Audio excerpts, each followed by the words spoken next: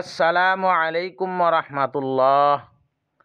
যদি স্বামী স্ত্রী একে অপরের সাথে মিল মোহাব্বত না থাকে, একজনের সাথে আরেকজনের মিল নেই, কথায় কথায় ঝগড়া মারামারি হয়, কেউ কারো কথা শুনে না, পরস্পর সম্পর্ক ভালো না, একে অপরকে দেখতে পারে না, তাহলে আজকের এই ওজিফাটি করুন। ওজিফাটি কিভাবে করবেন? জুমার দিন অর্থাৎ শুক্রবার দিন যে কোনো সময় এই ওজিফাটি করতে পারেন। জুমার দিন অজু অবস্থায় এই ওজিফাটি করবেন।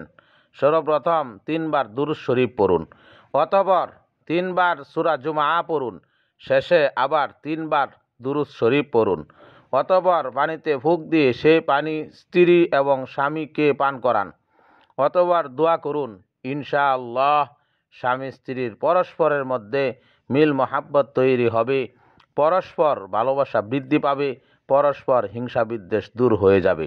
সূরা জুমআ এভাবে পড়েন।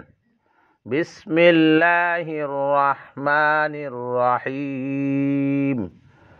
ইউসাব্বিহু লিল্লাহি মা ফিস সামাওয়াতি ওয়া মা ফিল আরদিল মালিকিল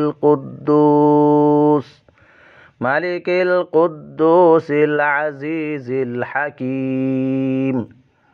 হুয়াল্লাযী বা'আসা ফিল উম্মিয়্যিনা রাসূলাম মিনহুম ইয়াতলু আলাইহিম আয়াতিহি ওয়া ইউযাক্কিহিম ওয়া ইউআল্লিমুহুমুল কিতাবা ওয়াল হিকমাহ ওয়া ইন কানূ মিন ক্বাবলু লাফী যালালিম মুবিন।